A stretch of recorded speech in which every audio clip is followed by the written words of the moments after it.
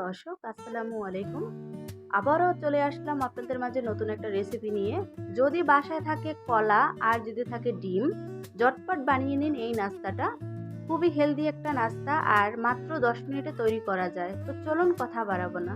তো প্রথমে আমি 2টা কলা নিয়েছি। কলা 2টা হলো সবরি কলা বলে, ওই সবরি কলা। এই কলাটা কিন্তু খুবই একটা সুন্দর ঘ্রাণ আছে, মানে খেতে ভালো লাগে। তো এটাকে আমি এখন আম কলা 2টার খোসা ছাড়িয়ে নিব। আপনারা চাইলে যে কোনো কলা দিয়ে করতে পারেন আর কলার পরিমাণটা বাড়িয়েও নিতে পারেন। তো কলা 2টার আমার খোসা ছাড়ানো হয়ে গেছে। এখন এখানে আমি একটা কাঁটা চামচের সাহায্যে ম্যাশ করে নেব। আপনারা চাইলে হাতের সাহায্য করতে পারেন, কোনো অসুবিধা নেই। তবে এখানে একটু দানা দানা থাকলেও কোনো সমস্যা নেই।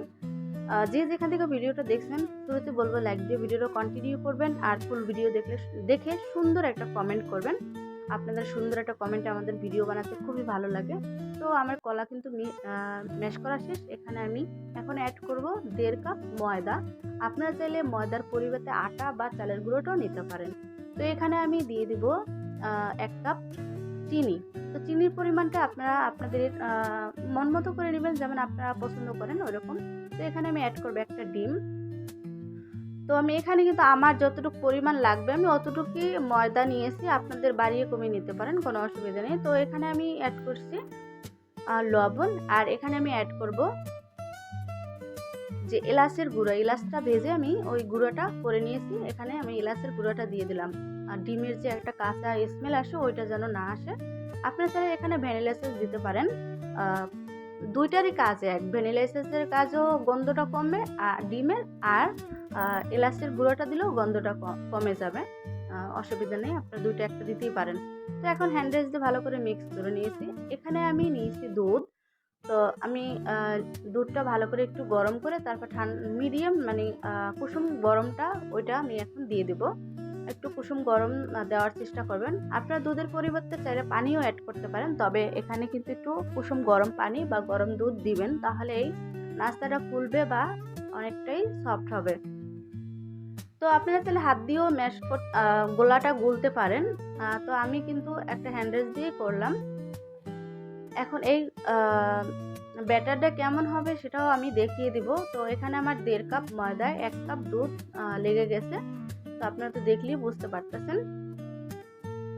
প্লিজ ভিডিওটা না টেনে সম্পূর্ণ ভিডিও দেখবেন, স্কিপ করবেন না, তাহলে বুঝতে পারবেন না যে এত সহজ নাস্তাটা আমি কিভাবে তৈরি করলাম। তো আমার কিন্তু ব্যাটারটা একদমই তৈরি করা শেষ। এখন আপনাদেরকে আমি দেখিয়ে দিব কতটা ঘনত্ব। দেখুন, মানে চামিচ থেকে পড়ে না এরকম আর কি ব্যাটারটা তৈরি করতে হবে। তো এখানে কিন্তু কলার দানাটা দেখা যাচ্ছে, এটা কোনো অসুবিধা নেই। যখন এই নাস্তাটা খাবেন তখন কলার একটা কিন্তু কলাও মুখে লাগবে, খেতে ভালো লাগবে। তো চলে গেলাম ভাজতে।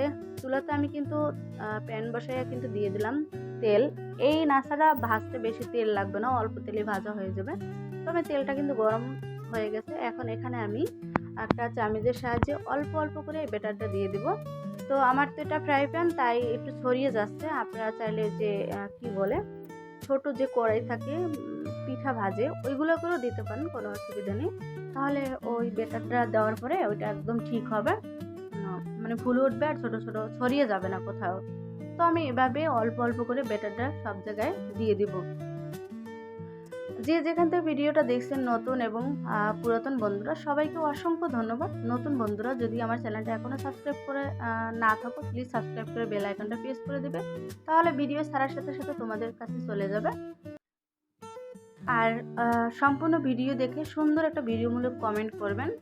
আর ফ্যামিলি অ্যান্ড ফ্রেন্ডদের সাথে এই রেসিপিটা শেয়ার করে দেবেন। তো আমি ঢাকনা দিয়ে ঢেকে দিব। ঢাকনা দিয়ে ঢেকে দিলে কিন্তু ফুলে উঠবে। আর এই পর্যায়ে কিন্তু চুলার হিটটা কমিয়ে দিয়েছি আমি। তো আমি মাত্র 2 মিনিট পরে আবার ফিরে আসলাম। এখন আমি এটাকে উল্টে দেব। একটু লো হিটে ভাজবেন, তা না হলে কিন্তু ভিতরে কাঁচা থাকবে আর উপর থেকে ড্রাই হয়ে যাবে, শক্ত, মানে খেতে ভালো লাগবে না। তো এভাবে আমি একটু চেপে চেপে ভেজে নেব একটু গোল্ডেন ব্রাউন কালার করে, তাহলে কিন্তু দেখতে ভালো লাগবে। এই পিঠা বলেন বা নাস্তা বলেন যেটাই, এটা একদম শর্টকাটে একটা নাস্তা। যেমন একটা মেহমান আসলে তাড়াতাড়ি করে এটা করে দিতে পারেন, একটা ডিম বা কলা থাকলে। তারপর আবার বাচ্চাদের টিফিনে দিতে পারেন বা সকালে নাস্তায় রাখতে পারেন, বিকেলে রাখতে পারেন। খুবই একটা হেলদি নাস্তা, যেহেতু ডিম, দুধ, কলা এটার ভিতরে সবই আছে। তো আমার কিন্তু পিঠাটা ভাজা শেষ। এবার আমি এখানে দিয়ে দেবো খেজুরের গুড়, যেমন খেজুরের একটা গুড় থাকে পাতলা, ওইটা আমি দিয়ে দিব উপর থেকে। আপনারা চাইলে চিনি দিয়েও শিরা করে দিতে পারেন। তো আমার রেসিপিটা আপনাদের কাছে কেমন লাগছে অবশ্যই কমেন্টের মাধ্যমে জানাবেন। আর যদি ভালো লাগে ভিডিওটা অবশ্যই শেয়ার করে দিবেন সবার সাথে। তো সবাই ভালো থাকবেন, সুস্থ থাকবেন। দেখা হবে নতুন কোনো ভিডিও নিয়ে। সবাই আমার চ্যানেলের দিকে চোখ রাখুন। আর আমি সব সময় সহজ রেসিপি দিয়ে থাকি, আমার চ্যানেলটা পারলে ভিজিট করে দেখে আসবেন। তো আমি উপর থেকে একটু যে বাটালি গুড়, খেজুরের গুড়টা ওইটা আমি দিয়ে দিলাম। দেখতে আরও ভালো লাগবে, খেতেও একটু জুসি জুসি টাইপের লাগবে। তো সবাই ভালো থাকেন, আল্লাহ হাফেজ।